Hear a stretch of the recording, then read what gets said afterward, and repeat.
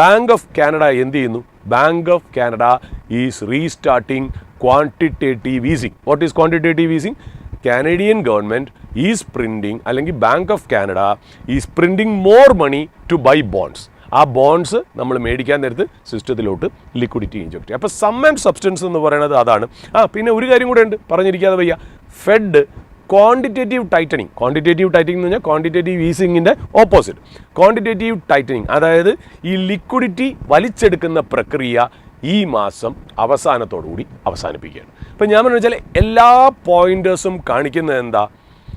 എല്ലാവരും സിസ്റ്റത്തിലേക്ക് globally liquidity എക്കണോമിയിലേക്ക് pump ചെയ്യാൻ പോകുന്നു. This is just opposite to what happened in late 2021 and 22 when markets corrected. അപ്പോൾ ആ സിസ്റ്റത്തിലേക്ക് ലിക്വിഡിറ്റി വരുമ്പോൾ മാർക്കറ്റ് കയറോ ഇല്ലേ അറിയില്ല. That is the $1 billion question. But എന്താണോ 2021-22 സംഭവിച്ചത് അത് തന്നെ, അതിൻ്റെ ഓപ്പോസിറ്റ് തന്നെ ഇപ്പോൾ സംഭവിക്കുന്നു എന്നുള്ളതാണ് അതിൻ്റെ